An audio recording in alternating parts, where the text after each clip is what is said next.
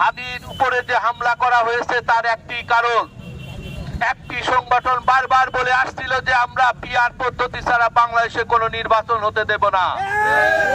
একটি দল যারা বিদেশে ভারতের আশ্রয়ে লালিত পালিত হচ্ছে, সেই দল থেকে বিভিন্ন ষড়যন্ত্রের মাধ্যমে বলা হয়েছে আগামী নির্বাচন করতে দেওয়া হবে না। হাদির উপর হামলা তারই একটি বহিঃপ্রকাশ। আমরা দেখতে পেয়েছি একটি পরাজিত শক্তি যারা নির্বাচনে পরাজিত হবে ভেবে বারবার বিভিন্ন প্রকার ফন্দি ফিকির আসছে হাদির উপর হামলা, সেটাই তার প্রমাণ।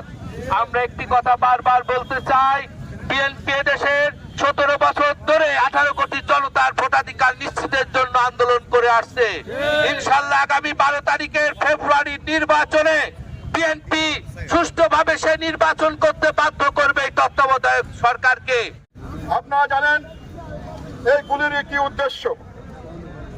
নমিনেশন যখন বিএনপি ঘোষণা করেছিলেন তখন আমাদের চট্টগ্রামের এরশাদুল্লাহকে গুলি করা হয়েছিল।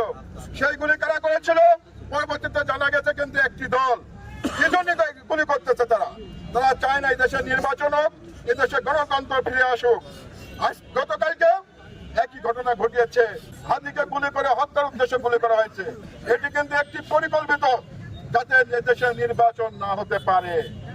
এবং আপনার সবাইকে সজাগ থাকতে হবে যাতে এই ষড়যন্ত্রকারীরা ষড়যন্ত্র করতে না পারে। শুধু এই ষড়যন্ত্র আমাদের দেশের মধ্যে না, বিদেশেরও ষড়যন্ত্র রয়েছে। আমাদের ঐক্যবদ্ধভাবে এই ষড়যন্ত্র মোকাবেলা করতে হবে। এবং আগামী 25 তারিখে তারেক রহমান বাংলাদেশে আসবেন, যার কারণে তারা আরো বেশি মরিয়া হয়ে উঠবে। আপনাদেরকে এটা স্মরণ রাখতে হবে। বিএনপি সহ সকল অঙ্গ সংগঠন সহযোগী সংগঠন আয়োজিত আজকের এই বিপ্লবী মিছিল, হত্যার বিরুদ্ধে, ষড়যন্ত্রের বিরুদ্ধে আজকে মিছিল।